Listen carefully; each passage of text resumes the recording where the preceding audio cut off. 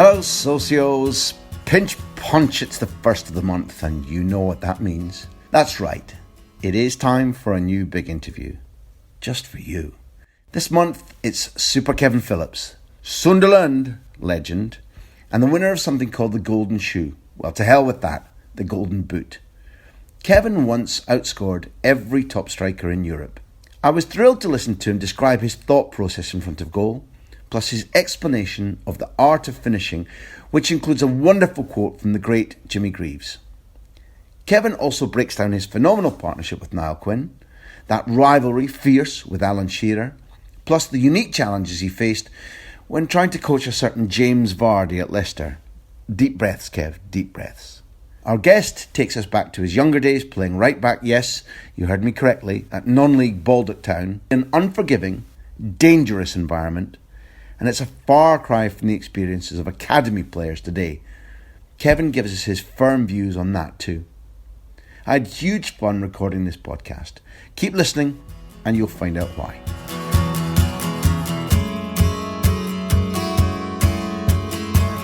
The big interview is very privileged today because right now, as we speak, it's the middle of the British summer, so it's raining, and I've got my usual beautiful black leather kind of moccasin style shoes on, and there's a hole in them and it's letting in water.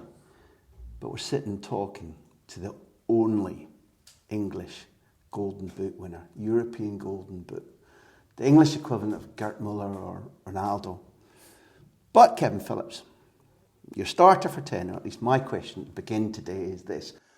I've read an interview with you where you're up Baldock Town and Ian Allinson phones his right back up, let's say, to let him know that, and it's you, that they're short of a striker. And the quotes that are attributed to you were, well, yeah, I used to play there and maybe I should. Now, in my life in football, I've met goalies who think they're strikers. Every groundsman thinks he's a striker. But your quotes kind of go like, oh, yeah, I used to play there. Maybe I can, and up front you go. When you get that phone call back at Baldock Town and you've been playing as a right back and he kind of says, we need a striker. Is it true that you hadn't been kind of at him, Ian Allinson, in training all the time saying, boss, I am a striker, let me play up front, will you? It is true, and it could easily, someone sitting there listening now will probably think, that's been made up. But I swear to, I'm totally honest. You ask Ian himself, that was the conversation we had. The phone rang out the blue Friday night, and believe it or not, I stayed in. Friday night before a non-league game, so I was disciplined, I was dedicated enough because I always felt I would get a second opportunity at turning professional. So yeah, the phone rang, but I'd kind of got it in my head that I played 2 years as right back at Southampton as apprentice. I went there as a striker. The classic, I got told I was too small. The only position that we had for you was a fullback. So it was a chance to play, and I ended up playing there for 2 years, got released, went into non-league, and I kind of forgot about being a striker, if I was being totally honest.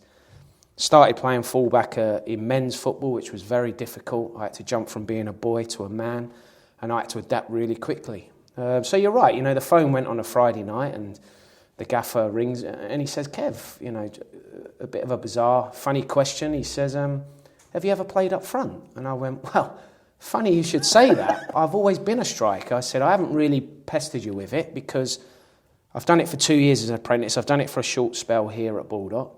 So it's kind of, gone to the back of my mind, but I am a striker. He said, well, we're struggling for one tomorrow, and do you fancy having a go? I went, of course. And it was Burnham away, and we won the game, and I scored 2 goals and never looked back. Well, excuse me for being pedantic, but, for example, let's work out what that phone call's like.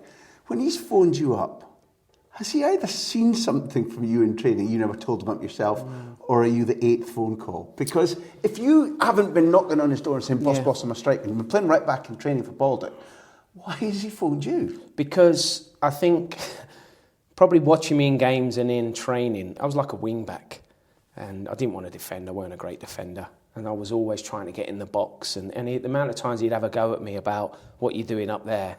So perhaps he saw something in me that this lad wants to try and score goals. Whenever we had little small-sided games in training, I was forever trying to get on the ball, get in the box and score goals. So he's obviously seen something. He actually is a friend of the family.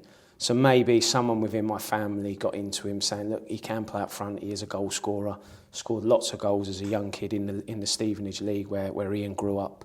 So perhaps he heard, speaking to one of my family members. But I never really once said to him, look, boss, can I play up front? You know the phenomenon I'm talking about, though, for everybody thinks he's a striker. I remember interviewing Sergio Busquets, who's now your archetypical brain of the midfield, right position, right touch, choices all the time, positionally so clever. He's like, I wish to hell I wasn't this. He said the only thing that's beautiful about football is scoring goals. And he used to be a striker. Even Puyol at one stage thought when he wasn't allowed to be a goalkeeper anymore because he was banging his head in the concrete ground at the playground anymore, and the doctor said to him, no more of that. He wanted to be a striker. Right. Wherever you go, everybody thinks they're a striker. And you kept, this is what fascinates me, you kept the total belief about, I'm not finished with the professional game, but you parked away that little thing that you'd always wanted to do. That's a slightly strange combination of choices. Do you know what I mean? Oh, definitely. And, there's a big part of it is the 2 years as an apprentice at Southampton, working under Dave Merrington. When he said to me, listen, lad, at the moment you're too small to be a centre-forward in our team. Yes, technically you're good. We see you better coming onto the game than with your back to play, which I kind of agreed at the time. So I went along with it. But there was always that bit in the back of my mind. I parked it to the back of my brain, but there was always that bit there that wanted to come out and get up front. And even the 2 years as an apprentice, I used to try and make overlap over overlap, getting in at the back stick when the ball was going down the left-hand side. And as I said, defending, I wasn't very good. But I always had that belief, one day I would get a crack at being a centre-forward. And believe me, when that phone call came on that Friday night, if it hadn't have come, I perhaps maybe would never, wouldn't be sitting here now doing an interview with you. Wouldn't be the only English winner of the Golden Boot. Yes. I'm a romantic, a pure-born romantic, and therefore allow me my flights of fancy. Were you answering the phone to somebody you cheered on when he was an Arsenal boy, keeping Charlie Nicholas out of the team, beating Spurs in the semi-final of the league? Yeah. He was an Arsenal man, and you were an Arsenal man, no? Yes, I was. I used to watch Ian from the stands, and it was quite surreal. It was my mum that got me into Baldock Town at the time, and when I realised Ian Allison was the manager, I would have walked there. It was a good 10, 15 mile away from the home, but I would have ran there just to meet him and secondly try and play for him. So I grew up as a young lad, and it was my sister's first boyfriend that used to take me to Highbury. We used to get the train from Stevenage to Finsbury, the little walk from Finsbury Park to Highbury. And it then was just brilliant. Stop at Finsbury Park and walk us to Highbury. Because we've done this with Charlie Nick once. Right, yeah. I don't want to spoil your story, but I mean, what a temple. When you turn the corner. So take us through Finsbury Park by foot. Well, don't forget, I was a young boy then, so it was quite daunting and it was quite scary. Yeah. The crowds, the crowd. I hadn't been used to that. I hadn't been used to it. And it was one of the first times I'd been to a game on a train. It wasn't a long journey from Stevenage to Finsbury Park, it's only half hour. But the train, as soon as you got to Stevenage, there's tons of Arsenal supporters from Stevenage. You're crammed on the train, the singing starting, and I'm a young lad, and you're trying to take it all in. You're kind of hoping that you don't get caught up in any trouble. But the people I were with were quite sensible. And, as soon as you get off that train at Finsbury Park, you go down the steps and you come out, there's Arsenal supporters everywhere. It's almost like a little pub crawl to the stadium. Yeah. And I remember this pub, we always used to go in. I wasn't drinking, I'd have a Coke or something. And I think it was called the Black Ball or something like that. But it was a big Arsenal pub. And it was crazy in there. It was absolutely crazy. But it was fantastic memories. And as you get closer, can you... all I remember when I used to go to Highbury was you could start to smell. People's gardens are rented out and you can smell the onions and the burgers and the hot dogs. And the atmosphere is like a carnival atmosphere. Yeah. And it was fantastic. The singing, the closer you got to the ground, you hear the singing, you heard the noise from inside the stadium. And then when you come around that corner and you see Highbury, it's just tucked away, isn't it, in a housing estate? But it was fantastic, and I couldn't wait to get through the turnstiles. And I always remember, the first time I went there, the turnstiles, you can't see the pitch. You go up the steps, and all of a sudden it's there, and you think... Green has never looked so beautiful, has it? It was amazing. It seems to glow a little bit, doesn't it? And then straight away, the adrenaline within you goes, I'd love to be out there. Yeah. I'd absolutely love to be out there. Yeah, my first time, was watching Ian Allison. So that was a point. I mean, not minute by minute of games because they must have gone by now. But first impressions or that team. What kind of era were you was watching? Paul Davis, Rocky Rocastle, that sort of era. David O'Leary, George Graham. George Graham. Yeah. So it was You know, there were some good players. I didn't go every week. You know, I'm not saying I'm an avid Arsenal fan and I went week in and week out, but when I could go, I'd go. We'd sit in the clock end, or stand in the clock end then. The players that might have caught your eye, especially, that you liked, either for or against? Now you're testing me. Probably Paul Davis and Rocky Rocastle were two fantastic players for me at the time. Although, you know, they weren't centre forwards. Did Paul Davis have something of Vieira about him? Yeah, he just glided with the ball. He always looked comfortable on the ball. He always was in an area or in space to be able to receive the football. And when he did receive it with someone on him, he managed to wriggle out of it and get out of the situation. You know, Alan Smith playing, you know, as well, who... Really underestimated as a footballer. Yeah, he's a fantastic footballer. Great at what he did. You know, Big Quinny almost, you know, was on the scene, but a young lad. Yeah. It was, you know, later on. So I sense you've dug him up about that. Like I used to watch you, and I just hear dressing room humour there for sure. Yeah, but you know, when I started playing for Sunderland and played with Quinny, you know, forever asking him questions about his Arsenal days, and he had some fantastic stories, which a lot of them you can't print. About certain players that he played with. But it was just great to pick his brains about that era that he, you know, I used to go and watch and he was involved in that, you know, in that era, you know, late on in it, still with the players that I kind of grew up watching and you know, it was great, fascinating to hear what he was saying. An era of massive characters. Apart from the ability you had to play, and I said that about Alan Smith, but for example, in that era, maybe a little bit after Steve Bold, David O'Leary, both of them I think because it became so established about, you know, Dixon and Winterburn, Big Tony and Keown. I think both Bold and O'Leary were forgotten about in terms of how good they were, but you had to hold your own in the training ground, in the dressing room with George. It was a tough school. I'm sure of it, and I was fortunate enough to play with Big Stevie Bold as well towards the end of his career. Footballer, great footballer. Even then, you know, he was touching 40 when he come to us, and you could still, he had quality. Legs weren't as great as what they were when he was younger, but yeah, he was an intelligent guy. Managed to work under David O'Leary, so be able to pick his brains about the Arsenal days. So although I wasn't involved in it, actually watching it from afar, picking up stories off of Niall and Steve, you know, it was a great learning curve about, you're right, having to hold your own amongst them sort of players. So you did that. We talked about the phone call from Ian Allinson who scored in that season that they won the League Cup.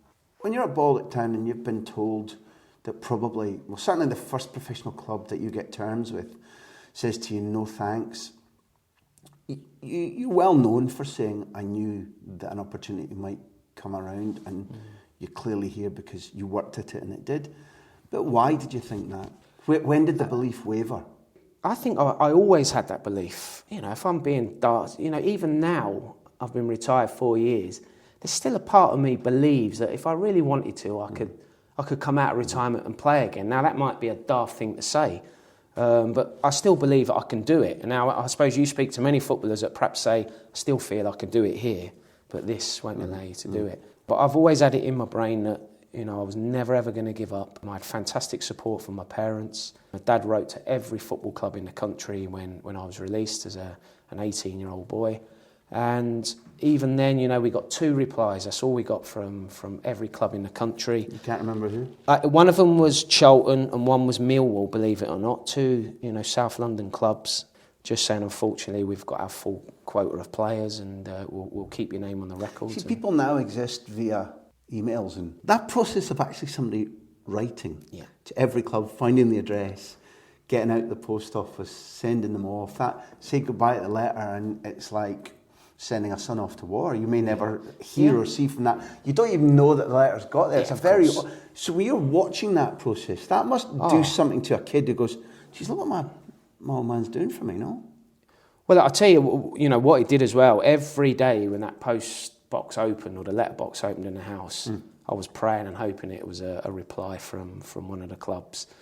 And I remember, you know, the first time I did get the reply, the letter drops on the floor and it's actually got the Millwall and the Charlton crest on it. So straight away, I'm thinking, I'm getting a trial there, I'm getting a trial. Open it up, you know, 2 knockbacks. And part of me was, of course, gutted. But I still had that belief to go and try and perform for Baldock Town in that right-back slot at the time, and hopefully someone will see something in me and give me an opportunity. So I never gave up. And what I said to you earlier about when I answered that phone call on a Friday night, you know, there was many times when my friends were knocking for me saying, listen, your football career's over. You know, you've got to forget it. You've got to let it go. Come out with the lads Friday night. We're having a good time. You're missing out on this, that. And I'm like, no, I'm not coming out. I've got a game tomorrow and I still believe I'm going to get an opportunity. So if I hadn't have been strong enough, and if I hadn't have had strong parents as well, I certainly would have been out every Friday, probably played crap on a Saturday, and never ever got me an opportunity. And at the time, you'd have enjoyed the hell out of it. You wouldn't have known the opportunity really was slipping by and that everything you believed in really was there. But I know a lot of professional footballers thought like that too. Even as a professional, that you could probably be out, say, 2 nights before a game, and if you were fit or you trained really well, you could live like that. And that was you at Walled It Down saying, no, I'm not going to live like that. Yeah, no, I didn't. I remember doing it a couple of times, and Ian Allison saw straight through me. He noticed. Said, oh, God, yeah, without a shadow of doubt. Being an ex-pro as well, you know, you could tell. You maybe would have got away with it. Someone that hadn't played the game perhaps didn't know as much, but he knew straight away, and I took a couple of bollockings off him, you know, for doing it. And it didn't happen very often, but once, you know, he gave me those couple, I never ever did it again. And, you know, I could quite easily have done it. I'm an 18, 19-year-old kid, you know, that wants to live his life, but I had to sacrifice a little bit for my future. In this series, one of the people that we admired very much indeed and had a joyous morning with was Chris Waddle. And Chris had a similar experience where at a certain stage he was told it wasn't happening for him, timing, he was very skinny and I mean, obviously gifted, I think worked in a meat factory or a chicken factory, but played in non-league football. Now he was different from you in that he was on the ball, attacking all the time in non-league, and therefore what he taught us a lot about was dealing with intimidation, both the physical side and the mental side, still wanting the ball, maybe even sometimes in Chris's case, humiliating the guy who said he was going to break his leg. Even though you were overlapping a right back, you were facing presumably bigger, older guys who probably were giving you the same evil intention about get out of my way or don't tackle me or whatever. What was the good and the bad and the ugly of being a right back at 18? From 18 to 22? Yeah, from 18 to 21. Physically at 18, what are you like compared now? Because you're still, strong now. Yeah, well, I was very slight and, you know, I've bulked up, you know, I had to work on that. So I wasn't physically very strong, but I was quick. I could get out of the way, I could ride challenges. You know, I'd rather try and nick the ball off someone than go crashing in a 50-50 because I'd probably get hurt. But there were times I had to go in, and my timing of tackling wasn't the best in the world. And I always remember one of the biggest things that made me grow up quickly, or made me had to grow up, was we were playing Dartford in the Cup. And we'd play at my home first, and I've gone in for a challenge against this guy that was quite intimidating. I thought, he'd tackled me, he'd done me a couple of times, and I thought, I'm going to have to try and leave one on him to try and get my own back. Anyway, I've mistimed his tackle, I've tackled him, everyone, it's kicked off. And this bloke, he's a fully grown bloke, he's about 30 at the time, and I remember him saying to me, I'm going to have you, son. And I'm thinking, a cocky little girl, I was going, yeah, all right, if you can catch me.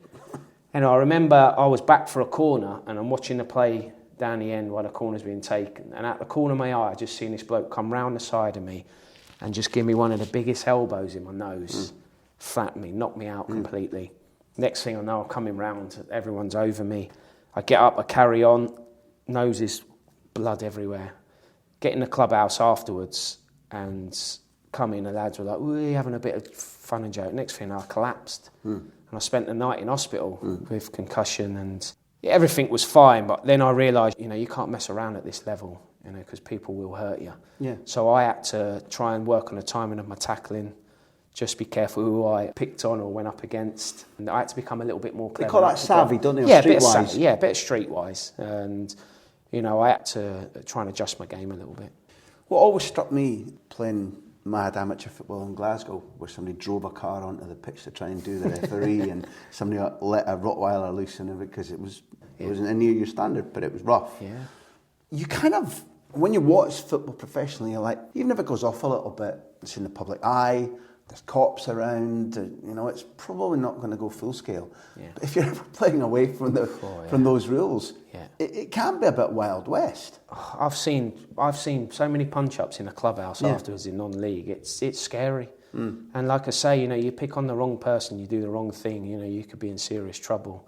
You know, the quicker I got myself up front and, you know, there was more defenders trying to hurt me than me trying to stop other people, I found that a lot easier because I was clever enough, and I think I did it throughout my whole career, just finding space really, not going up against someone I know is going to try and smash me, not giving that opportunity of doing that. Of course at times it's going to happen, but more less 8 or 9 times out of 10 I could try and ride the challenge, get out, pass, move and get in behind. So I was much more suited to that non-league style playing up front than I was at fullback.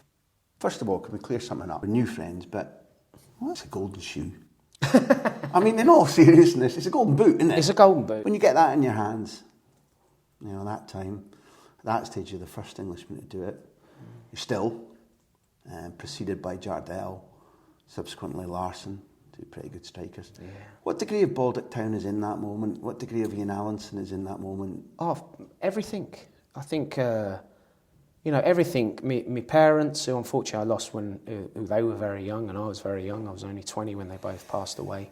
And there was a point in my career when that happened. I just turned professional at Watford under Glenn Roeder. And I only ever wanted my dad to see me play professional football. Yeah. And when he passed away, I thought, well, I've played 6 months as a pro. That's it. It hurt me that much. I didn't want to carry on. Man. So Glenn Roeder was fantastic in helping me deal with the situation. And so was Ian Allinson, actually. He spoke to me quite often on the phone. That's fabulous to know, because I don't think it's unfair to say that in football you can find a lot of people who maybe aren't bad, but they are quite selfish. When you can say that about Glenn, who's somebody who coincidentally helped me a lot when I came down new to England, and say again about Ian, if you're talking about being that devastated about the loss of parents and maybe giving up a professional career, to identify that they knew you well enough and cared enough to invest time in helping you through. Yeah. That's pretty special. Oh, and you know, Glenn will always have a special place in my heart, and ultimately I owe everything to Glenn Roeder, because he's the one that signed me from non-league to give me that opportunity for Watford. And you know, whenever I get a chance to speak to him now, it's great to see him. And you know, he's had his troubles as well in his time with his health. So yeah, you know, but you're right. You know, when I did get presented with that golden boot, when I had a chance to sit down and really reflect and take on board, you know, you think about those cold Tuesday nights training on a crap pitch at Baldock Town. You know, Ian Allinson trying to help me, give me guidance, Glenn Roeder, Dad travelling here, there and everywhere, taking me all over the country. So all them things do go through your mind, and they all play a massive part in me winning that boot. I remember, without being too maudlin, that I'd met Frank Lampard's parents, and his mum, just before she died too young too. And I remember speaking to him in Germany, in Munich, when Chelsea won the Champions League, and we had a little interview in the dressing room afterwards. And I felt it was okay to ask him, did he feel connected? Did he feel that maybe she was looking over it in some way? And he was really clear that yes. Mm-hmm. And I think that's a good emotion to have. Yeah. Do you ever think about, can he see, does he know, does the energy off your career? It did, yeah. Early on, you know, soon, the first few years, you know, and he passed away. Yeah, of course, I always thought about it when you had that. You know, you did your line-up, you came out, and I always looked to the sky. But as time went on, you know, it's a great healer. You don't never forget, but, you know, you kind of forget about it once the emotion and the adrenaline. You know, I always think about it when we have minute silence for someone who's passed away. You know, I'm thinking about that person, but also, you know, it brings it straight back to you, which it always will do. It always. I like and respect and appreciate that. So when the boot comes to you, what happens? I hope it comes in a fleet of Rolls Royces and they sort of cordon off the neighbourhood, and you know there's beautiful models to bring it. Tell me it didn't arrive, make your own golden boot in the post. I did get invited to a meal in, I think it was Switzerland, but we were playing on a Tuesday night. It was on a Tuesday night, and it would have been with all the players that have won it, and I was gutted I couldn't go, because to sit with the people that you just mentioned that have won the European Golden Boot would have been amazing. Yeah. But we had a game on that night, so they brought the shoe. Oh, well, the shoe, calling it the shoe now. They brought the boot to me and they presented it to me before the game at Stadium Alight in front of a packed crowd. And I have to say, you know, as much as it is for me the biggest honour that I've achieved as a player, playing for my country, I thought they could have done something a little bit better. Well, I would say it's typical of the football authorities. Yeah. It's your year. Yeah. So, like, we're planning a dinner. Let's see if he's playing that night. It was... No, we've got the lamb in. We've got the lamb and the red wine in. We can't change it. Yeah. He's only playing. You know, So, yeah, I was a bit, you know, considering, you know, I've won it at a club, no disrespect to some of the players that have won it before, is your Barcelona's, your Madrid. That's what makes it more exciting. Yeah. Not only are they the only Englishmen to do it, you win it at Sunderland. It's absolutely exceptional. There'll be Sunderland fans who are going through hell right now who'll go in discussions like we just had here at the club, like, but do you remember the night when Kevin Phillips brought the golden, you know. Yeah, it wasn't. It's brilliant. It's not to be taught down because it's Sunderland. I think it's fantastic. Yeah. No, it was fantastic, and believe me, it sits on the mantelpiece now. Pride of joy. Is it heavy? It is heavy. Yeah, it's very heavy. I won the Premier League Golden Boot that season as well, and they're pretty similar. But the European one it does seem a little bit. Do you ever heavier. put it up against your foot? Could you? Is it the right size? Because they should measure you. It should be your foot. Yeah, I wish. And real gold, of course. Hold on. Whoa. It's not. No, it's not real gold. Are you going to tell me? Are you going to tell me something I don't know about Father Christmas as well now? This is a bad day at Blackrock. No, it's not. It's not real gold. All right, so you win that, and before I move on, there's another little moment I think that comes. It's not the same as the Golden Boot season. I don't think. I think it's the season before, where you're the first since 1961-62 at Sunderland to score 30 goals. And 35. You get 30, so over 30. Pardon me, 35. Yeah. And Cloughie, who I think too many people probably forget that he was a Sunderland striker before his big injury. Yeah, I broke his record. Well, so what's the occasion like? What happens? And had you met Cloughie before? Yeah, that? I did. The great man presented me with a shirt before a game at the Stadium of Light, and he came onto the pitch, and it was a massive honour for me. Everything was coming to me so quick. You know, I was breaking records so quick at Sunderland that I was meeting people left, right, and centre that I weren't sure. You know, obviously I knew Brian Clough because of who he was, but there was other people I was meeting from Sunderland whose record I'd beaten, and I wasn't too sure who they were. Scoring in a row. Yeah, the 7 in a row, which I got was a new record at Sunderland, and this and that. But yeah, meeting the great man, he presented me with a shirt before a game, and unfortunately for poor Brian, it was at a time when he was struggling with his health. Already, was he? And you know, it would have been nice to have met him and had a chat with him, but I never even got time to chat to him. It was just literally shake hands, shirt. And all I remember him doing, I stood next to him. It was before in a game again. They always present me stuff before a game, it seemed to be. And he kept kicking the back of me leg for some reason. I thought, what's he doing? And he just kept nudging the back of me. And every time I looked at me, he would just wink at me. Didn't really say anything to me, just winked at me, and I thought, that's enough for me. Now we go into the laboratory. This is the bit that you may or may not like, but also it's the time to be truthful, because finishing, scoring. I'll ask you, because not only did you score a lot of goals, and you're famous above and beyond being a good player, good technical player, good team player, goals made your career. And if you look at the goals, there's an awful lot of spectacular goals. You really did hit. There's very few that I've looked at, and I've looked at most of the 250 odd, that weren't pretty or impressive or clever. But one thing stands out for me. You often seem to know about a goalkeeper's where the weight was planted or positioning. Now, I might be imagining that, so it's the time to tell the truth. Did you just hit it as cleanly as you could and hope that the keeper was... Or because quite often, you had a Jimmy Greaves kind of like, I'm just going to send that one that way. It's funny you say Jimmy Greaves, because I always remember one of the quotes my dad told me. And he said to me, always remember this. He said, Jimmy Greaves famously said, you'll score more goals by passing the ball in the back of the net than you will by smashing it.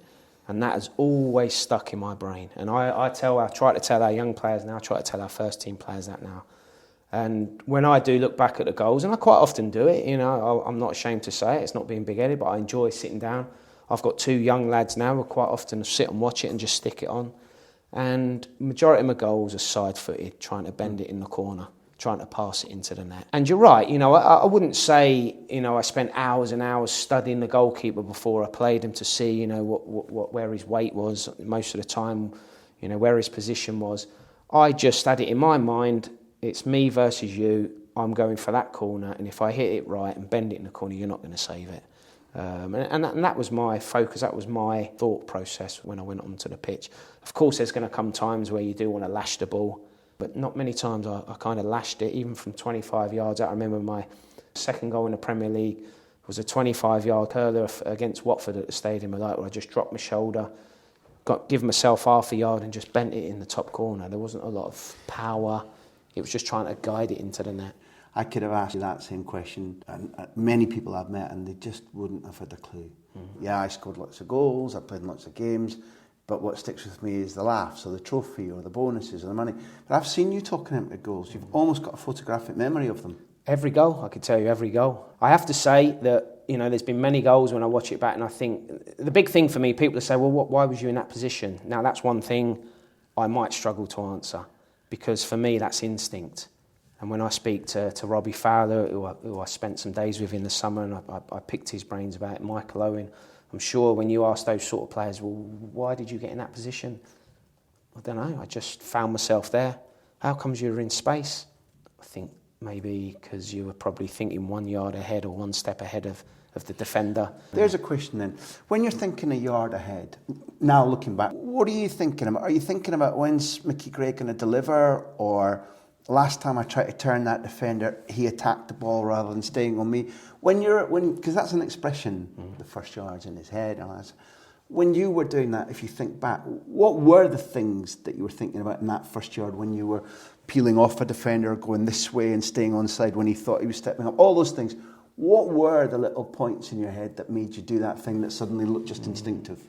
Well, I think one of the biggest things was, first and foremost, don't stand still. Try and always be on the move.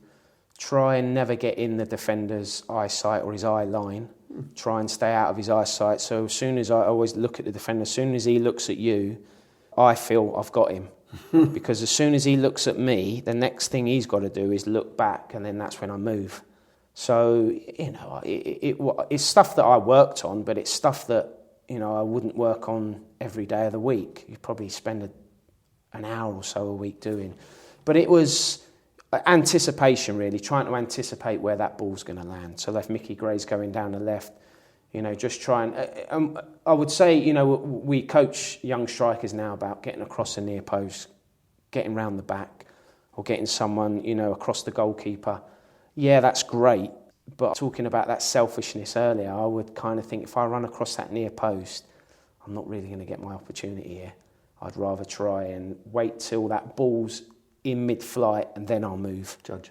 Instead of going too early. So as soon as it leaves its foot, I believe I had a bit of a knack about it's going in the middle of the goal. I'll get in between the defenders and try and get my opportunity there. I'm a big fan of movies. And as you're growing up, there weren't as wide range of movies, but there were lots of westerns. And the archetypical scene in a western is boots, hard ground, spurs, an alley or a mid-street, it's high noon, white hat, black hat, and it's always one-on-one, and who's the fastest. It's twice you've said that, but it's me and you to the keeper, and it's me and you to the centre-half. Did you make it all into little duels, me and you? Yeah, definitely. It's me against the two centre-halves, I always felt. Forget the full-backs. I was always trying to get the better of the two centre-halves. But don't forget, I played most of my career with another striker. So you'd like to think that the other striker would take care of one of the centre-halves. So you're right, most of the time it was me against you. And if you're the right side of centre-half, he's the left side of centre-half, and whoever my strike partner comes across me and I move there, then it's me against you. I've just got to try and get the best of you, and I know I'll get an opportunity. And is it only movement, or do you niggle away in their head? Yeah, of course, yeah. It was all the olds. To be fair, I wasn't a player that talked an awful lot.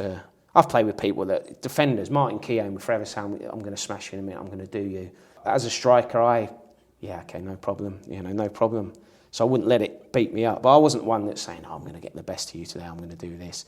I would kind of actions speak louder than words. A little bump or stand on the toes? Well, I remember, I did that once against Jens Lehmann and I got fined 10 grand. So I learnt my lesson pretty quick. You must have really pretty toes. I did. For once I got told to go on the keeper, which I weren't happy about because I wanted to find space and try and get me opportunity. But we're playing Arsenal. It was at the Stadium of Light. And Jens was elbowing me, pushing me out of the way. And in the end, I just had enough and I just stamped on his toes. And the ref saw it, and retrospective, I got done. He was a character, Lehmann. Oh, he was, yeah. He grabbed me by the throat afterwards, and I thought, this big guy's going to kill me. So I learnt my lesson there. But you're right, just lean into a defender, and if you're going to get that off, push off them and try and get them off balance so that you can get in front of them if you are too close to one of the defenders. But I never tried to get too close to them. Yeah. Because of the physicality, really. I know I was quite low centre of gravity, and I was quite strong, but...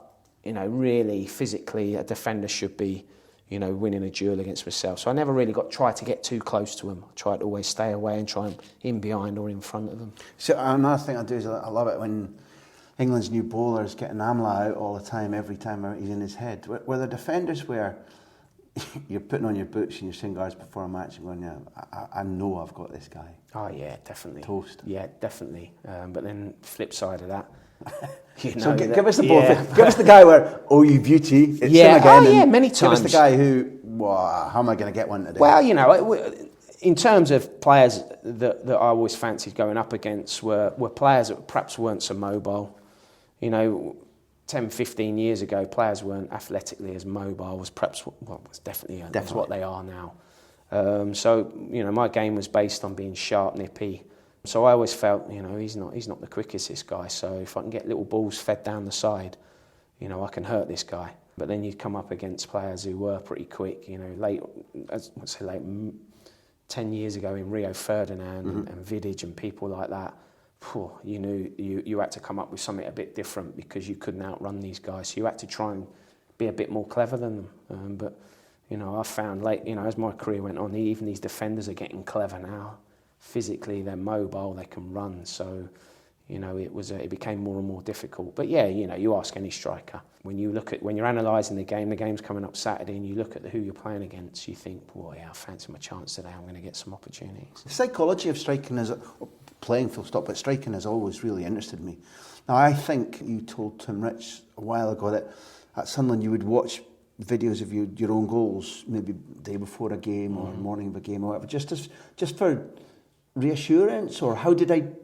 Yeah, definitely. I used to quite watch it virtually, especially home games. I would sit and put it on in the morning, and just repetition really, just to see myself hitting the back of the net, good habits. You know, just watching it, and you know, we all love watching that. Don't let any player tell you that they don't like watching themselves on TV. We all love it. There's that ego inside of us that loves watching ourselves score goals. I'll give you an example. We're travelling to Sunderland on Thursday afternoon. This Thursday just gone. Sky's on the bus, and the rerun of the playoff final, Palace versus Thing, and I had control of the Sky button. And because I scored the winning goal, I thought, no one's turning this over, so I hid the Sky control, because I knew that my goal was coming out, and we all love watching ourselves. Yeah. So I used to stick it on, and it just used to do something inside me, and it gave me a buzz. As soon as I turned up at that stadium, you know, I can remember, it's fresh in my brain, and I'm ready to go. It's like when they talk about golf or muscle memory, where if you do the right thing over and over again, you'll begin to do it automatically. That sort of idea. Yeah, definitely. Who suggested it to you, or did you just invent it? I just think I invented it. I was born with it, I think. But no one's ever really told me about it. And there's quite, you know, amazing as it seems, I've never really had much coaching in terms of forward play. Oh. Yeah, you'd have your shooting practices, but never really got pulled to one side. And the psychology. The psychology, sat down about this and that, shown videos of strikers, this and that. Never really been pulled to one side to say, look, they would show us the runs, you know, if one comes short, you've got to run in along the line and in, pulling off and going in, which are all your basic stuff as a centre forward. But no one ever really sat down and tried psychologically pick my brains about, you know, what you're thinking, what's your thought process. But obviously nowadays it's happening quite regularly, which I think is right. Can I throw in something that I really liked, and I hope you like the word, but there was a cheekiness too. You've talked an awful lot about scoring the winner at Newcastle and the occasion and whatever, but if people don't remember it, it's 1-0 them, pouring rain, Hullets. 1-0, yeah. Hullet, Shearer Quinny started on the bench. Yeah, when you see that team sheet, what do you think? Oh, straight away we've got an unbelievable opportunity. Big Dunk was on the bench as well. Yeah. Sunderland had gone a long time without winning there, right? We hadn't won there for a long time. And you knew there's internal warfare at the club because it's all over the papers. Hullett and Shearer aren't getting on. Yeah. Well, we found out on the bus on the way to the stadium, and as soon as that news filtered through to the bus, you could sense the difference in atmosphere on the team bus. And I believe we won the game then. So we turned out, there was a funny atmosphere within the stadium because them two had been dropped. Hullett, supposedly, if he lost the game, was getting the sack the next day. So it was my first derby, my first taste of it, and it was amazing. The atmosphere, once we got in the stadium, you know, and it got near kick-off, was electric. The weather was horrendous. If it had gone on for another 10 minutes, if it had gone on for another 10 minutes, it would have called it off. So when I managed to get that goal, and you could call it a cheeky goal. Well, for those who don't remember, the ball, you know, you come in, you get a little shot. I think Tommy Wright blocks it, but at that stage, the 6-yard box is quite busy. Tommy Wright's closing down your angle. You don't have a lot of angle, and you're running away from goal. Yeah. If you do the old question of sport thing, what happened next? You don't say goal. And you especially don't say this beautiful flighted sort of Shane Warne lob over. So all I'm talking about is the cheekiness to say, that's what to do, and I can put... So take me from the point you're running away from the goal. Yeah, well, it was. I remember there was a massive challenge in the far right-hand corner, and I think it was on Shearer at the time, because he'd come on. Kevin Ball, I think, crunched Alan Shearer far right, and the ball dropped to Gavin McCann. And because you know your players, I knew Gavin would have one look up and try to feed the ball in behind the back four. So my first thought was, I'm going to move, I'm going to try and run in behind. He put a lovely ball in behind. And as soon as he left his foot, I thought, I'm in here, I'm going to get an opportunity. But as it come to me, and I wanted to hit it first time, it hit a puddle and virtually stopped still. Okay. So it stopped in front of me a little bit under my feet. And time I had to look up, Tommy Wright, to be fair to him, he was on me. And he was quite a big guy, you know. So I tried to dink it over him, and it's hit him in the midriff. And ricocheted off to the left-hand side of their goal, corner of 6-yard box. So I carried on my run round, and I run round the ball, and my thought process was, right, what do I do now? Yeah. Part of me's disappointed I've missed a golden opportunity. Yeah. So then I had to quickly, digest that, get rid of that thought. Right, what am I going to do now? So I've You've got your back to goal, you can't see what's happening behind you. So I'm running, but I've had a little look straight while I'm running to think, right, what do I do? All I saw, I think, was about 3 or 4 Newcastle players, and I saw big Niall trying to make to the back stick, and I just thought, now this is where my little bit of selfishness came in, a bit of cheekiness. One of the biggest things at that stage then was my confidence was massive. If I'd have gone into that game not having scored the amount of goals I would have, I probably wouldn't have attempted the chip. But I just thought, I'm going for goal. And I must admit, I hit the sweetest chip that I've ever hit in my whole career. And it just looped. As soon as it left my foot, I just knew it was going in. And it went over the back. I think it was Warren Barton who tried to jump back onto the line and head it. And it went in, and the stadium went silent because, St James's, the supporters were up away in the gods. And you could hardly hear them. My wife was at the game. Couldn't hear it, but I turned and I skidded on my knees. And I just remember skidding on my knees. I thought, if I don't get or roll over something, I'm going to go straight into the advertising balls here because it was that wet. And before I knew it, all the lads were on me. And it was an amazing feeling. 1, to have scored in the derby. 2, to the selfishness to continue my goal-scoring run in the Premier League, proving people wrong, and turned out to be the winner, which was, although I think I'd scored nearly 60 or 70 goals for Sunderland already, still didn't feel like I was part of their folklore until you score in a derby. And I felt from that moment that was it, then I really cracked it in the North East. We've touched on it a couple of times then, there is a huge amount of confidence and mentality. No matter how good a striker you are, that you have to feel, I'm in the zone, this is my day, I can pull this off. Otherwise, no matter how good you are, your technique is, something might be missing. Have we hit on that as a fact? Yeah, definitely. Yeah, that's a huge fact. We all went into that game with a mentality of, we're going to win this game tonight. No matter what happens, no matter about the weather.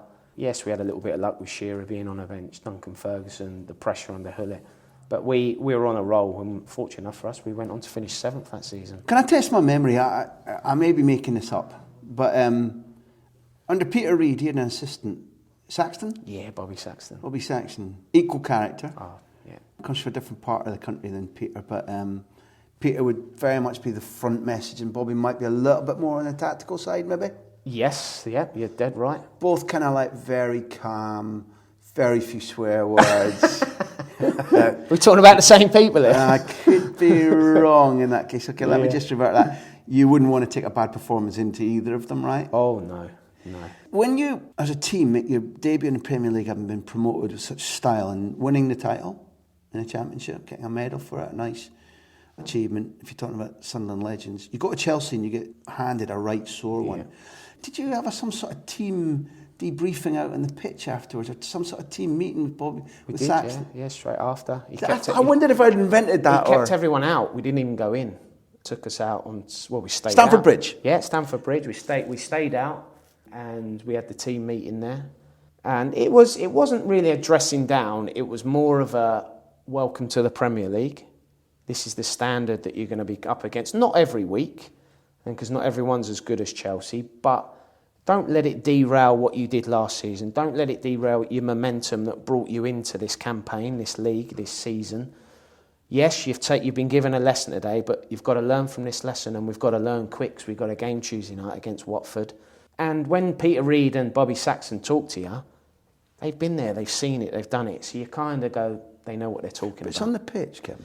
It is, but it was... Does that, in the instant when they say stay out, because footballers are people of curiosity, they don't often like odd things. Yeah, but most footballers... Don't forget, we were in an era then when you did your cool down after a game. Right. So, you've seen it over... Not many teams do it now. You stay out. Because science has been done. It's either it's good for you, it's not good for you, it's good for you, it's not good for you. But at that time, we used to do cool downs because we had a game. We never came in on a Sunday.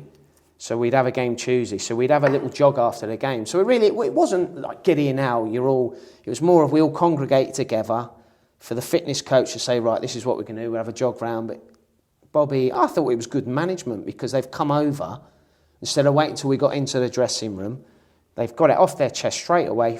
It's done, it's dusted. This is what we need to do to win on Tuesday night. As soon as we get back on that team bus, we're focused on Watford. So he could have let us dwell on it, running around, everyone having a moan at each other, and then get in the dressing room. But he dealt with it there and then. It wasn't like the crowd are going, oh, they're getting told off, they're getting... Yeah.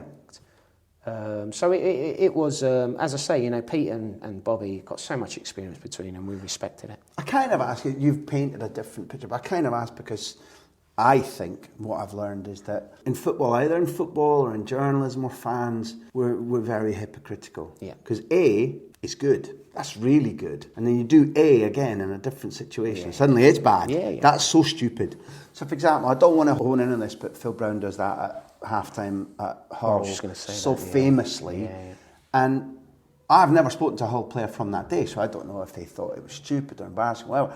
But automatically it was painted as being eccentric and idiosyncratic and stupid and bad. And it's not identical to what happened at Chelsea. But all the same, it was just painted as, well, that's evidence that he's lost the plot or something like that. When human psychology is different from that. You found that a positive at Chelsea, despite these are all very sore from the 4-0. And maybe a wee bit worried too, I don't know. Oh, worried, yeah, 100. As on a personal note, I was, because I don't think I touched the ball that day. Is that bad? So straight away I'm thinking, God, this is going to be tough. And I already had the critics out there. And Rodney Marsh famously said that I wouldn't get more than 5 goals in the Premier League that season.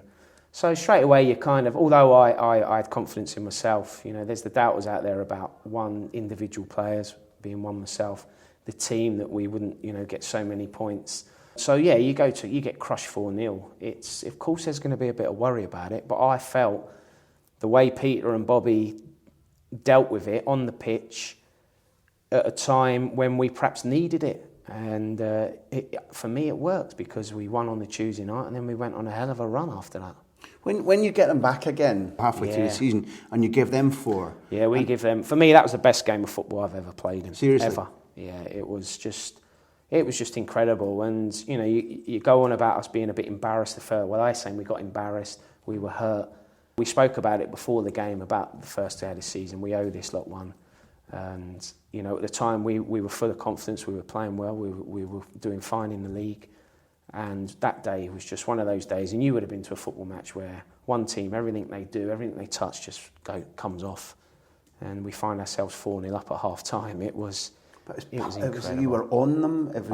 You pressed them. Pressed them, didn't give them a minute's peace.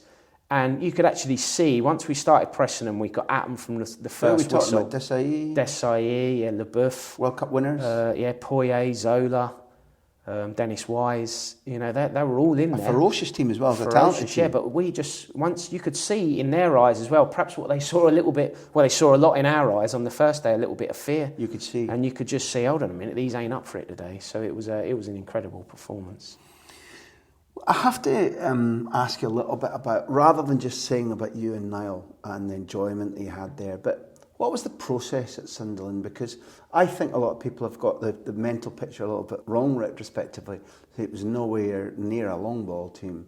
I think you fed well off wides. But let's say in those glorious seasons, getting promoted in that first season, 7th at Sunderland, when the ball is at the back, was there a team system of you kind of know, ball dance, and it'll go from here, Peter and Bobby had certain rules and everybody knew the moving parts? Or was it just like, if you give it to Niall and Kevin, they'll sort it out, No, it wasn't. I think everyone, have got that perception of, just whack it up to Quinn, he'll flick it on and I'll run on and score. And there was many games when that did happen, but, we had a lot more to our game than that. We had two wingers in Nicky Summerbee and Allan Johnston. Nicky Summerbee, for me, was one of the best crossers I've ever seen. Really? And I trained with David Beckham and played with him in England. Course, yeah. And David, don't by far was the best crosser of the ball I ever. But Nicky Summerbee wasn't a million miles away from him. And what Nicky had the art of doing was he didn't have to take a fullback on to get the ball in the box. If you stood off him a yard, he would whip it in between the fullback or the centre half. If you cut that one off and showed him outside, he had the ability of just knocking it sideways and then whipping his foot round the back of the defence. It was for me in Quinney, it was amazing to play. He very rarely really got to the byline like an old winger would and then clip it up to come in. That never really happened. It feels like that's very underappreciated. Well, we appreciate it, and for now, whenever I do, that's why I talk about it. And whenever I go to Sunderland and talk about Sunderland players, I always say Nicky Summerbee, for me, was one of the best crossers of the balls I've seen. And this interests me now then. Who's the boss in this relationship? Do you say to him or to Alan, Nicky, this is how and when I want it? Or do they give it as they can and you learn? Yeah. The latter? Yeah, the latter for me. Why? Because I could read his body language about when he was, because we work together so closely, we'll have that relationship on the training ground. I can tell when he's going to deliver the ball. And there's no point me going early because the way he delivers a ball, I'll end up offside. I know that he put so much whip and curl on it that I can... You can hold your run just a little bit and you're going to be coming onto it. And like we said earlier, then my process comes in, right, how do I beat my defender? Now it is movement, get out of his eye line. So when he has a little look, then he looks back. Hopefully that ball's coming in, then bang, I'm in behind him. Do you know when you say it like that? It's even... Well, it seems simple, but even listen to it. Do you know what? Not simple, it sounds sweet. Yeah, well, when you get the mechanics of anything, of course, it's like why engineering is good. If you open anything up and show how it works, it looks all the more beautiful. Yeah. A colleague of yours from those days, Kev Kilban. Yeah, Chile, yeah. He said, Kevin, the best finisher cutting in from the inside left channel. On the training ground, he used to be 10 from 10 from that area, outside the area. Incredible at finding the corner with precision and power. Well, I think it's nice words from Kev, and he was fantastic for us. But it was like what I said earlier, my thought process about the Jimmy Greaves thing.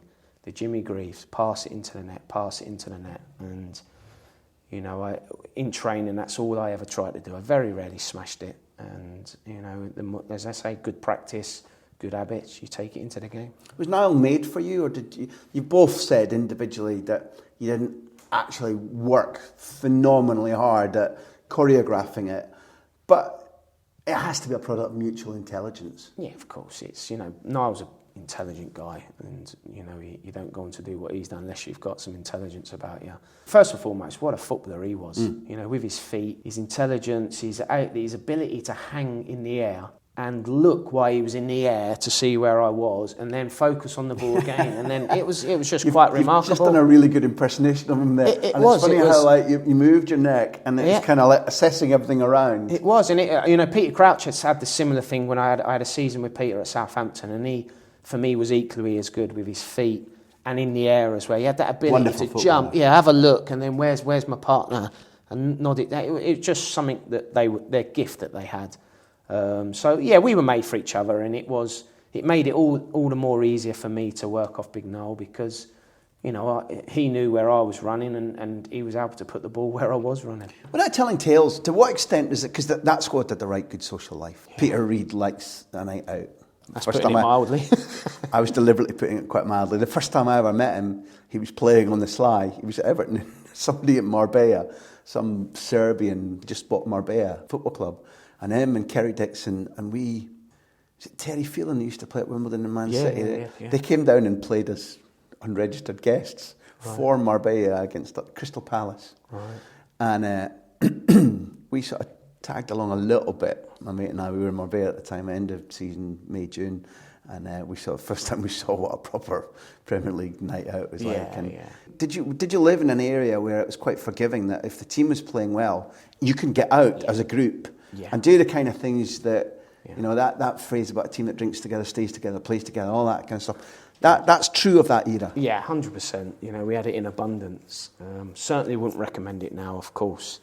But that was an era when, Peter, for me, when people say, I played under 21 managers. That's all. And people say, who's the best manager you've ever had? And it's quite easy to say Peter E because that was the best time of my career. But, He really was. You know, in terms of tactics and that, it wasn't his strongest point. That was more Bobby Saxton. He knew the game, don't get me wrong. Yeah, of course he did. But his man management skills were excellent.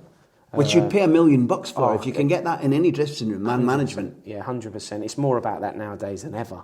But then, you know, he had the art of dealing with problems, getting the best out of players, and giving the lads that leeway to go and enjoy themselves. But he had that command and that respect that the players wouldn't take the piss. So, and we respected that. But one of the biggest things were, you know, you can play hard, but if you don't work hard, then we've got an issue with you. So he demanded it on the training ground, he demanded it in games, and if you did that, he had no issues with you enjoying yourselves off the pitch. What were the rules on the night out? What were the Phoenix Nights? Did the Phoenix Nights? Yeah, the Phoenix Nights was a pub we used to go to. The rule was no one was allowed to leave until Reid left. that was it. So you want clear rules? Clear rule. There was no rules, but no one goes to bed before Peter does. But it was, yeah, he was great. In Phoenix, we always used to go out. We always used to go out as a team, which was great. We'd go out, if we'd had a good win, well, no matter even if we'd won or lost, we'd be out Because you can Saturday. get rid of a bad result. Yeah, we'd get out Saturday night, and for the first hour you'd be talking about the game and this and that. Then after that, you'd forget about it. Then we used to go to a place called O'Neill's in Durham, an Irish bar that we knew the landlord really well. And there'd be a hardcore group of us. I wouldn't say everyone did it, because we had a few foreign players in the team at that. Yeah, a bit less. Which is fair enough. And then, you know, you would get Monday, come training Monday, a few lads a little bit worse for wear, but we'd still put a shift in.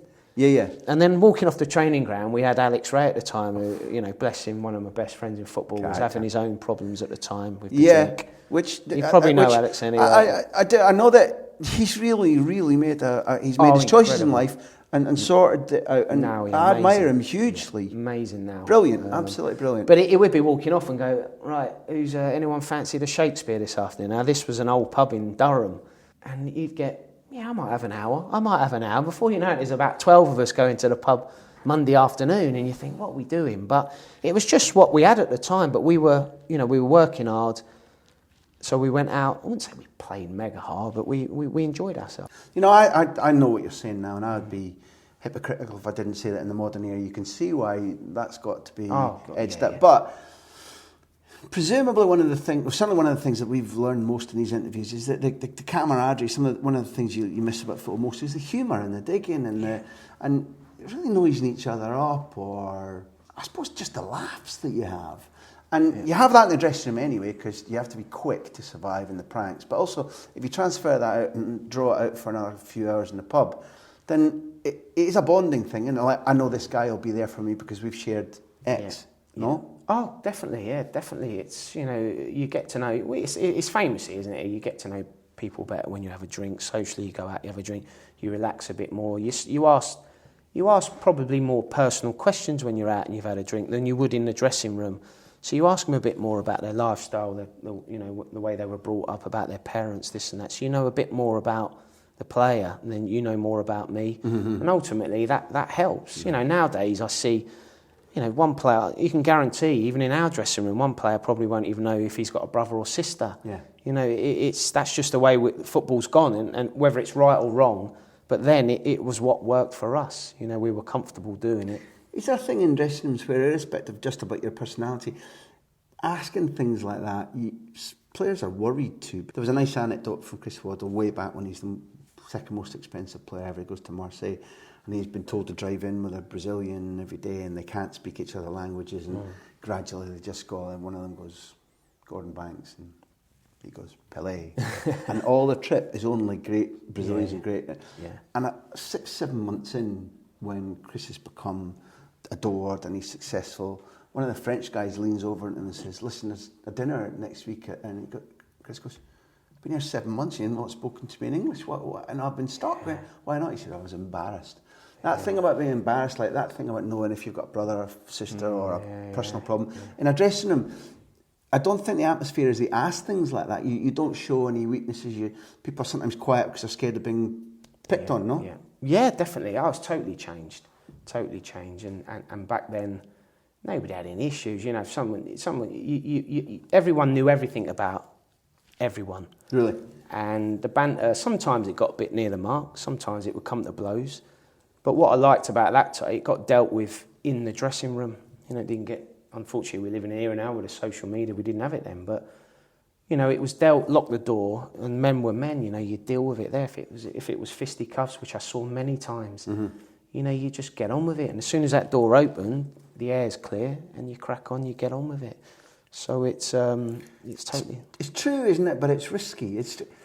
Well, it is risky. Yeah, it was risky, but can it still exist exactly the same? Do you think? I still feel there's a place for locking the dressing room door and ironing out your problems. Now, take the Darren Gibson incident last week. You know, that should have been sorted out behind closed doors. He's had critical words to say about players, but he shared it after a couple of drinks with fans. Exactly, and you know, don't get me wrong, when we were out and about then, yeah, of course fans would interact with you and you might have your little moan about so-and-so, but you knew you weren't getting recorded. But ultimately, it needs to be dealt with in the dressing room, and perhaps not enough of that's done nowadays. And I think if it was, you know, we'd probably be a better place. This definitely isn't a social media thing, but I'm making a film right now of my first book with Duncan McMath, who's not listening live, obviously, but he's in Barcelona. And he was in O'Neill's one night in Durham, and he's a mad Tottenham fan. Okay. Now, he alleges that he made conversation with you and you were charm personified and you chatted away and he begged you to come to Tottenham. And he reckons you told him that it had been quite close. Yeah, it had, yeah. True or false? Duncan McMath, is your moment? Yes, it was. I actually was on holiday in Dubai with my wife and my first daughter. And I got friendly with Justin Edinburgh, David Kerslake and Colin Calderwood. They were in the same hotel. So they said, come over and join us for a drink. So I'm chatting, you know, having a chat. And they said, oh, we'd love to see you down at Spurs. And I said, funny enough, you know, there is a bit of rumours around that I could. They said, right, leave it with us. And John Gorman was in the hotel next door. He was assistant manager to Glenn Hoddle at the time. So they got John across. And John says, oh, right, he said, I'll get Glenn on. So got Glenn on the phone. And I spoke to Glenn. And Glenn said, yeah, I'd love to have you at Tottenham. Good choice. So I said, well, you know, all my family were Tottenham and I was Arsenal. My dad was a massive Tottenham fan. I didn't know that. Yeah, they're all huge Tottenham. My uncles now are all Tottenham. They still go. So we had a conversation on the phone. I said, yeah, you know, it would be like a dream come true to go and play for a club, you know, where my dad supported it. Unfortunately, very emotional, actually. My mum. I said, yeah, I'd love it. He said, well, you know, leave it to me and we'll come back to you. Unfortunately, I had to go when I came back off my holiday, I was going in for a hernia operation. And Glenn got wind of that because he'd made some phone calls. And he rang me back and he said, I understand you've got to have a hernia operation. I went, yeah. He said, well, I've spoken to Daniel Levy and he said he ain't going to pay what we probably need to pay for you. And I think I was 28 or 29 at the time. He said, for someone at your age who needs a hernia operation, because hernias back then weren't what they're like now. Things have changed, yeah. So Glenn said to me, listen, he says, I know someone in the south of France that can cure your hernia without an operation. Because Glenn was very much into the faith healing. Yeah. He said, we'd like to send you. I said, well, Glenn, I can't.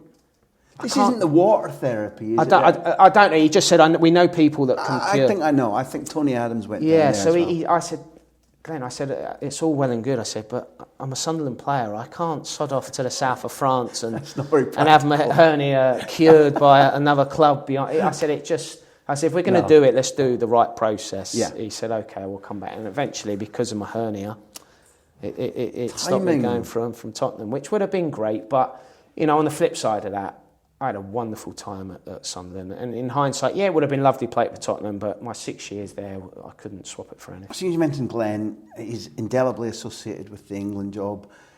If I try and pull two themes together and say to you the word Wembley, whether club or country, if Wembley starts the adrenaline and the synapses going, what does Wembley mean to you if you roll it all up into a ball? Because you've had a full mix of experiences. Yeah, it means growing. I remember watching the FA Cup as you would have done as a youngster, watching the team bus from 12 o'clock, travel, the helicopters above going to Wembley.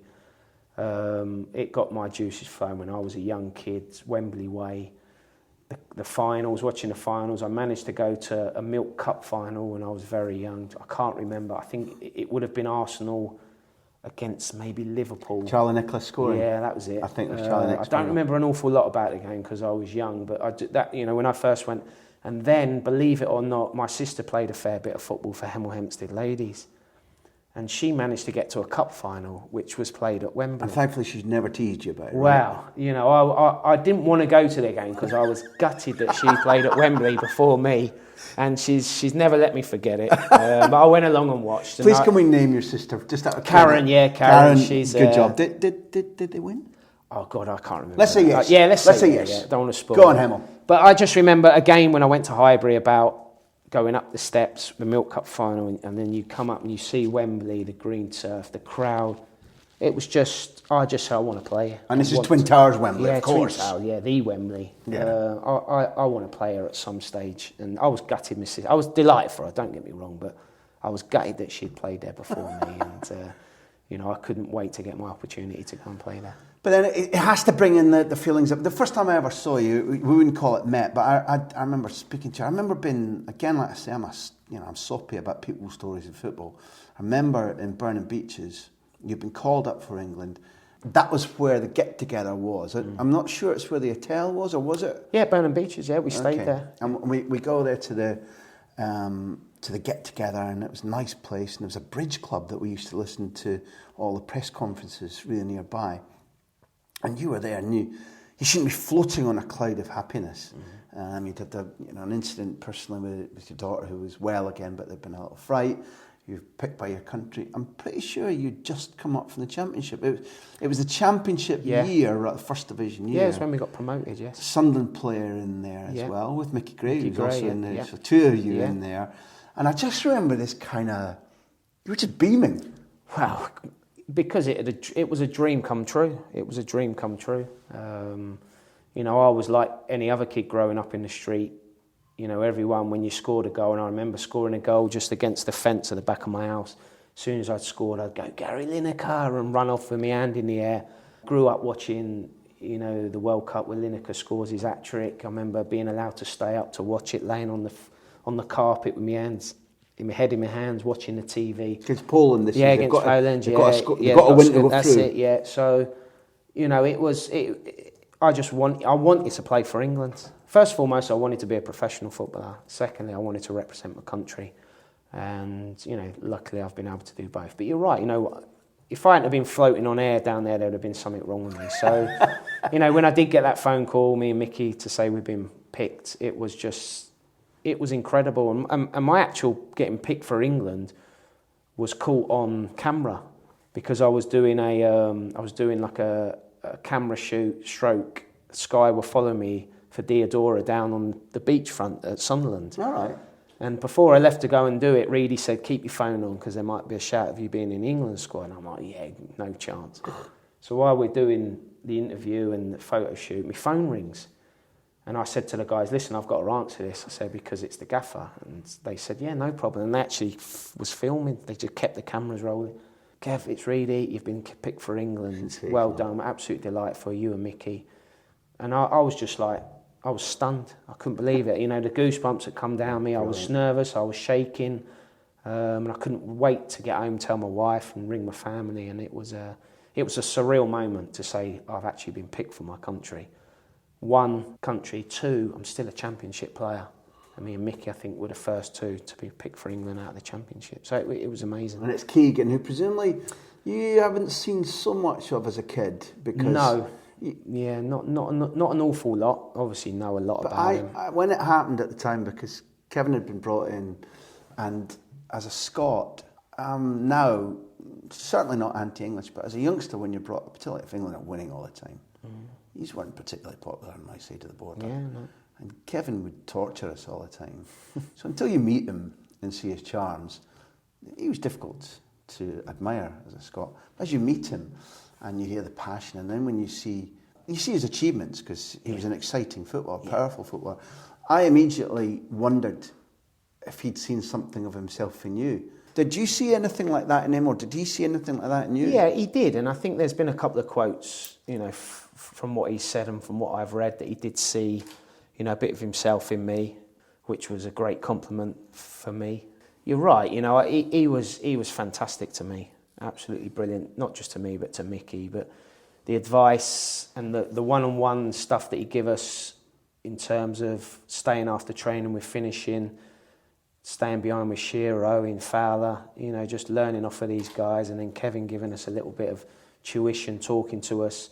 He was brilliant, absolutely brilliant, and I can't speak highly enough of him. You know, giving my opportunity to play for my Hungary, country. didn't he? You started in Hungary. Yeah, Hungary. So yeah, you know, trip? it was. We met at Burnham Beaches, then we travelled out to Hungary, and you know, part of me wish it would have been at Wembley.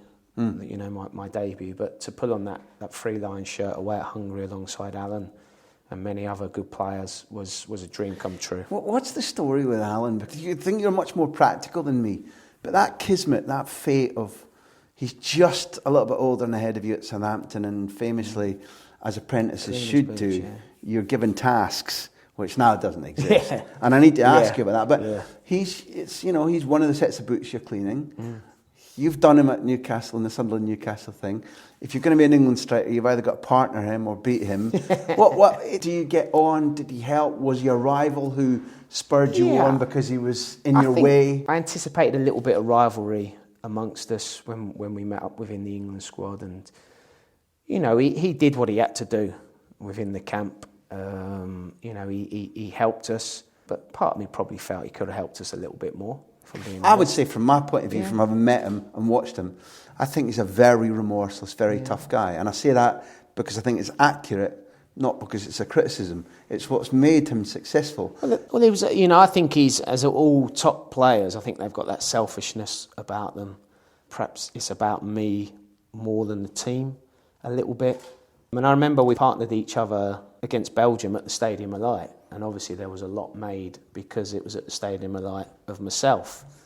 And Frank Lampard with a debut. Yeah, that was his debut. Yeah, it was his debut. Oh, you make me feel old now.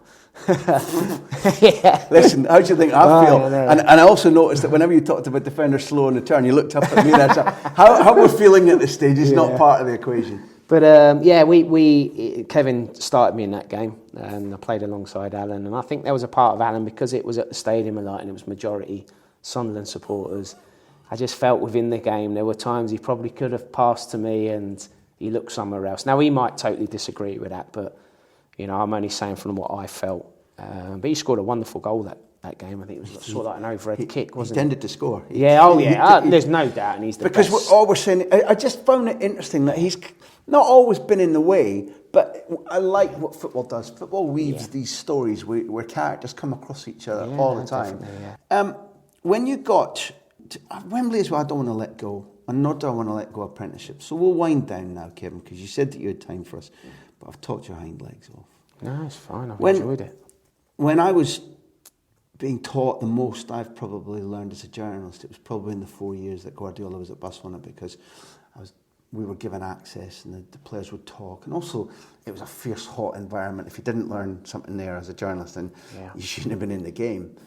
So I watched him closely, and I watched him at the end of last season because people have high expectations of him at City, and I tried to see if I can understand, because I'm not living in the same city as him anymore, so I try to understand a lot from the long chunks of press conferences you get that are unedited. And he doesn't always like answering the questions that he's given in any country. He likes to talk about pure football. And I thought he was really revealing in May when he said, he was asked about which academy players were going to break through. Because there's this desire that if you've got Guardiola, there'll be a magic wand, that there'll be a Xavi or an Iniesta or a Messi coming through, even though their development was nothing to do with him. Right. Their coronation was to do with him once he inherited them as a coach. And he said really clearly, he said they're talented, but they're uncompetitive. Because the league that they're in, he said, there's no crowd. It doesn't matter if they win or lose. Their talent lies there, but they're not. The gap between what they are and what they need to be in my first team is too big. So he's criticising that equivalent of the apprentice system. Now, we talked at huge length about this with Damien Duff, and about how he was treated at Blackburn and how brutally tough it was. And we were quoting what Gary Neville and Phil Neville had said about life as the class of 92 at Manchester United, which is famously tough. Have we got things wrong? You know, if I go back to you cleaning boots at Southampton and being told, presumably to clean the terraces, clean the showers, I don't know what else, possibly being bullied. Certainly Damien was hard on the, things happened to me that I now know are worthwhile, but you'd be put in jail. Those are his. Yeah, that happened to me. That happened to me under Dave Merrington as apprentice. And you're right, at times you didn't say anything. but it stood you in good stead. Well, it certainly stood me in good stead for where I am now. And you're right, you couldn't get away with the sort of stuff that the coaches did then. And I mean, in terms of the way they spoke to you, what they made you do in terms of cleaning. You know, I remember at the end of the day, big Dave Merrington, strapping 6'3" Geordie, powerful, intimidating guy, would run his finger across the top of a doorway, which I couldn't even reach on a pair of step ladders. And he'd get a bit of dust, and if he saw dust, he'd make everyone strip back onto their kit, out onto the running track and run. And at the time, you'd be like, oh, God, well, it's just a bit... But it was standards, setting standards. So you're right, we've veered away from that. The thing that we're not allowed to clean boots now, for me, is ridiculous. It's a part of growing up. Is it banned now? You can't ask them to do it? Or it's just not the done thing? It's not the done thing, yeah. It's not the done thing. I have my own views on the academy system in terms of, they start so young now. I think they start under 6. Certainly start here at under 6. But in terms of, the apprentice or stroke these scholars now, first year pros, why couldn't we send them out into a warehouse for 2 weeks? Why not? Real life. Real life. I had to. I worked in a warehouse for 12 hours a day when I was in non-league. Yeah. And it made me see life from the other side, and it makes you appreciate what you've got there and then. Yeah. So why can't we send our 18-year-old into a warehouse and get him up at 6 in the morning, put him on a 12-hour shift, get him home at 6 at night, and then go and make him train on the Tuesday night for 2 hours? Get him doing that. Now, I'm not saying that would cure any of our problems, but it would certainly make a grounding of our young pros appreciate what they've got. Because we're both talking about the system, but you just finished on young pros. As much as we'll criticise the young pros who are milksops or who waste their money or don't appreciate the chance or flash cars, how do they actually know any better unless they've got parents to teach them or that kind of experience to show them? You're not born savvy. No. And if you never give them that experience, then how are they supposed to be a little bit more appreciative of their privileges? Yeah. I think we're doing them a disservice. And also, and I work here at a fantastic football club, and if you've got to walk around the facilities here, they get given that from like under 6, and if they're good enough and they come through the whole system, they know nothing different from training on Deso pitches, jacuzzi, swimming pools. Is that giving them the right kind of grounding? No, that's not Derby's fault, that's not the kids' fault, but... No, in an ideal world, it's right. I mean, you're saying to them, we value you, of course, we're going to take the best care of you. But if there's supposed to be a yin and yang in life, we haven't given them the other part, exactly, have we? Yeah, exactly. So then, for me, there needs to be a part of that. Another one of my theories or crazy theories is, in terms of when these young lads do get rewarded with these massive contracts, why can't we have a system in place? Now, I understand it would take every chairman of every football club to agree to it. Up to 21, if you're on 60 grand a week at 20-year-old, why can't you only give them 20 grand a week and put 40 into a trust till they're 21, till they're 22? Now, I know where the issues lie with that. If I'm signing for A and they say, well, if you're going to do that, Team B is going to give us all that 60 we'll lump it all on straight away, so we're going to go there. So it would take the whole league of chairmans, etc., to all agree to that. And if we could put something like that in a place, if a kid can't live on 20 grand a week, a 20-year-old, then something's a wee bit wrong. There's something wrong, So why give them that 60 grand? We create our own problems, but unfortunately, that's the way we are. Is there a debate going on? Can we try and wrestle this back via the PFA, the Premier League? Well, I don't know. I've said it for ages. Whenever I get out and we get asked, people always say, what's the problem? Why are we not producing young players? Why is England not going on to do this and that? It stems from a young age. If we can put things in place to try and help these young players moving forward, then surely we've got to look at that. Well, now let me ask you, as we close, about the Leicester stage, because you were there when you chose to stop, and I am hugely surprised that you still have that lingering feeling that if I really put my mind to it, I could probably still play professional football. And I think, to be honest with you, that I trust that instinct. But it's there that you say stop, and I think it's good in many ways in that must have been blinding to take them up, one, and then, I live in Barcelona, so I could only watch as a witness from a distance, staying up in that first season. it was kind of miraculous. What has Leicester been for you in that season of coming up and staying up? What were the things, the incidents, the turning points, the happy memories, the things you did that made a difference in that sort of 2-season period before you started coaching? It was, my time at Leicester was a massive roller coaster. It set me on my path to my coaching career today, in terms of Nigel Pearson offering me a coaching role at the end of the season that we got promoted. I made the decision to retire at the end of that season. I felt that it was the right time in terms of, because I'd been offered a coaching role. In actual fact, Nigel wanted me to be a player coach. He said, I have no problems if you want to carry on playing, I'll give you another year in the Premier League. And in hindsight now, I wish I had have done that. And the only reason I didn't do it was because I didn't want to do another pre-season. But I ended up doing the pre-season anyway because I had to make numbers up. So, I thought, at some point I've got to bring my career to an end, and I thought it was the perfect opportunity. Promotion, walking into a coaching job in the Premier League.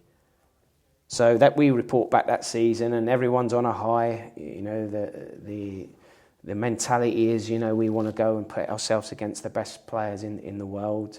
So we don't get off to the best start, and I think we spent hours, me, Nigel, Craig Shakespeare, Steve Walsh, Mike Stowell, the coaching staff, trying to pick a system, pick a team week in and week out to try and beat the team that we were playing on the Saturday. And I felt that we probably lost focus of what got us promoted the season before.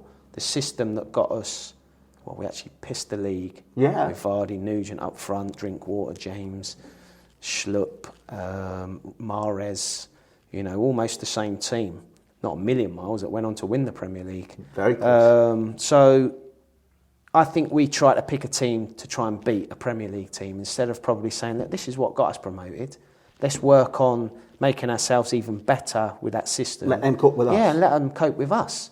So I think that's probably where we got it wrong. And it came a point where I think a lot of people had given up on us. It was tough. When you're bottom of the Premier League and you're getting beat week in and week out, being in and around the training ground is awful. I've been relegated from the Premier League as a player 3 times, so I know exactly what it's like to be in a dressing room when things ain't going right. Just being around the area, it was very down. Confidence was very low. It's contagious, that, isn't it? Oh, it's massive. It's massive. Not just within the club, but the whole city. Yeah. Wherever you go, you can't turn left or right with it. Exactly. So, something had to happen. We had to try and come up with a solution, come up with a system, and we I won't say we stumbled across it, but we just, in the end, we went with the 5 at the back. Really, we went with the 3-4. With 2 wing backs. Yeah.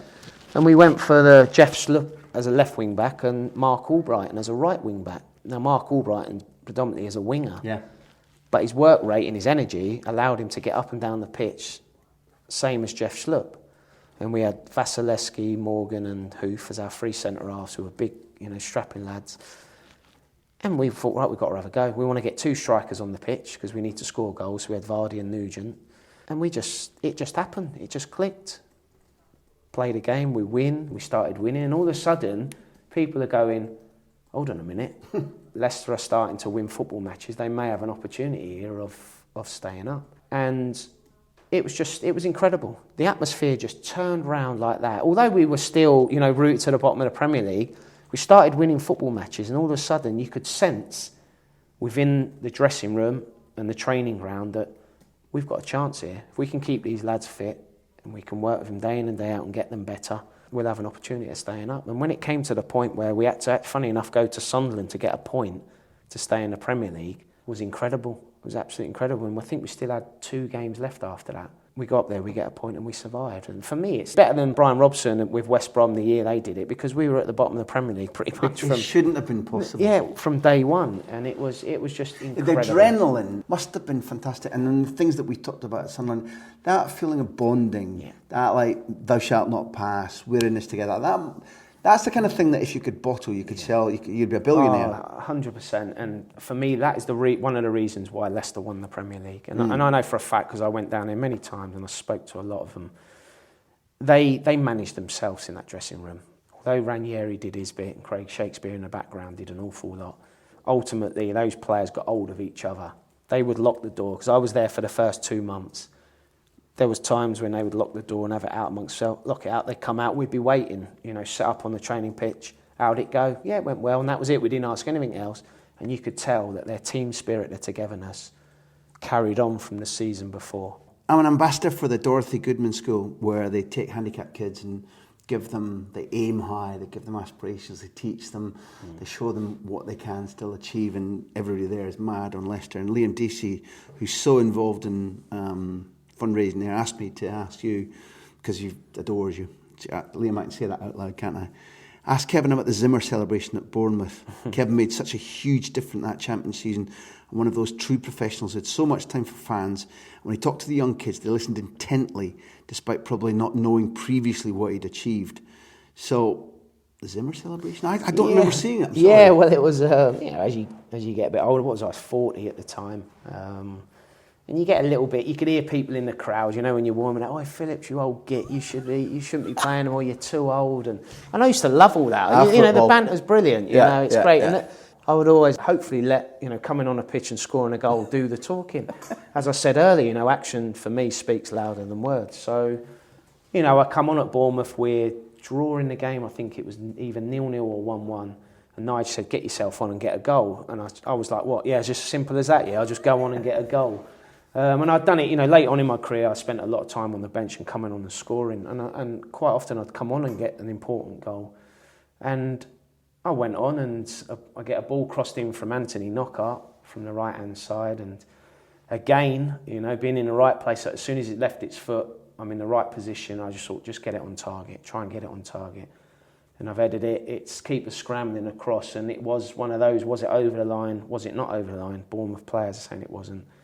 I could see it clearly it was, but the linesman was that side, and he had a lot of bodies, and thankfully he gave the goal. So our supporters, down at Bournemouth, as you come out, are in the far corner, and I've sprinted over and skid on me, lads on me. And as I've got up, I've given it the old Zimmer frame one back to and they loved it, they absolutely loved it. And, things went a bit mental after that because of what I did. I just thought, well, I didn't think about doing it, it was just a spur of the moment, so it was great. It's good, I like that. Now, this is the unmissable one because you have helped a maverick in Jamie Vardy. Now, without betraying my sources, I've spoken to people who know him well and who've helped select him, who say that possibly he's a guy who needs blinkers and maybe doesn't feed on strategy and information and tactics. But undoubtedly, through playing with you and then being coached by you, I'd have to say that the difference between him as a championship player and then as a Premier League winning player, you can notice that there's been an evolution. Just give us a word picture of the Mustang, the wild Mustang known as Jamie Vardy. Difficult. He could be very, very difficult at times. Lunatic, enthusiastic. Yeah. He's a good lad. What's the difficulty now? Is it about rawness of personality and he kind of sees everything as black or white and I'm not listening?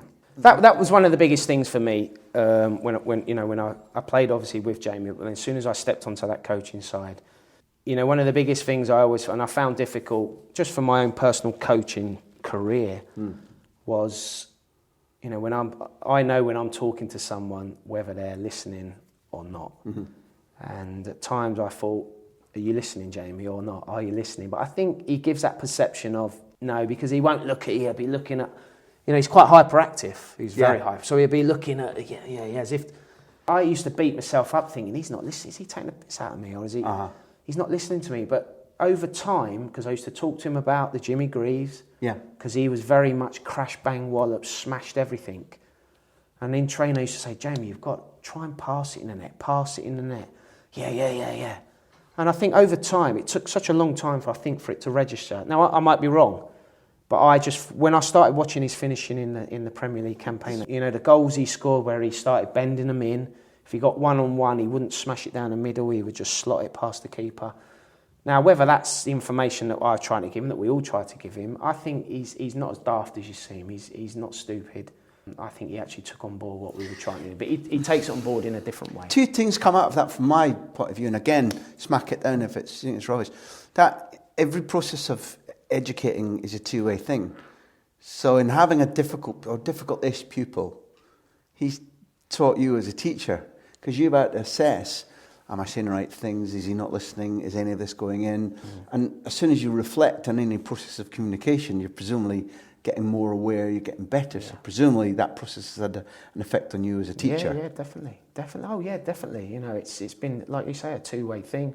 But I think also what's helped Jamie as well as you know, Nugent, Ujoa, Okazaki, is, you know, I played with these guys for a few months as well, and I used to join in quite a lot in training. So not only are they learning from us having a discussion, they're also visually watching what I'm doing, because I've only recently retired, so I'm still got them instincts of what I'm doing finishing.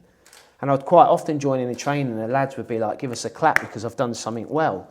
So I think I think Jamie, Nuge and Joa and Okazaki were learning visually as well as learning... Yeah, I get that. You know, I get that. Talking to each other. So I think that kind of helped him as well. And one of the messages would be that you can't expect, as a teacher, as a coach, I use that word, no, not pejoratively, I think coaches are teachers, that learning won't be instant.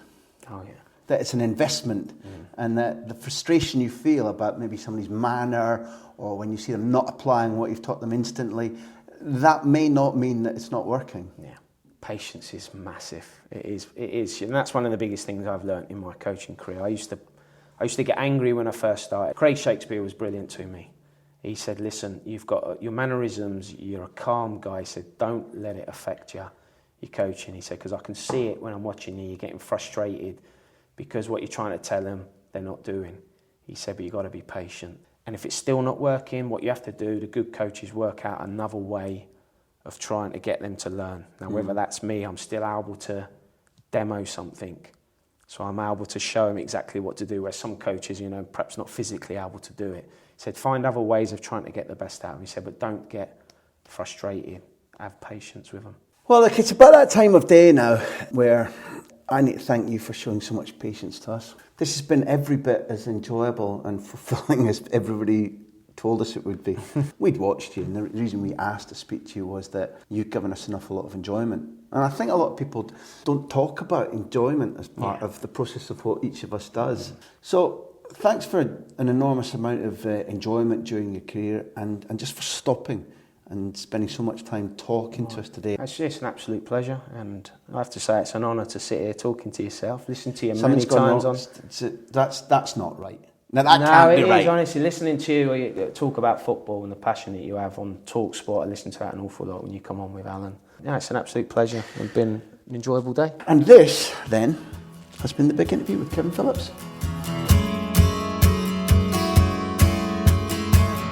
The Big Interview is produced by Backpage and me, Graham Hunter. The music you always hear, the music that you love, is Beer Jacket. You can keep up with everything that we do, within reason, by getting on the mailing list at grahamhunter.tv. How many times do I have to tell you? Yes, several thousand of you have done it, but come on, slackers at the back, sign up. That grahamhunter.tv site is also where you can buy the new updated version of my book, Barca, the Making of the Greatest Team in the World. It's my account of the Guardiola era at the Camp Nou, from 2008 until 2012, plus Tito, Tata, and Adios Johan Cruyff. It is in all good bookshops now, but it does also make a big difference to all of us who've worked on the project if you choose to buy direct at grahamhunter.tv/books. You'll be sure to get the new edition, and you will be helping us to continue producing independent content. Thanks for listening. Thanks for being there. Without you, this would be fun, but a lot less fun. See you soon.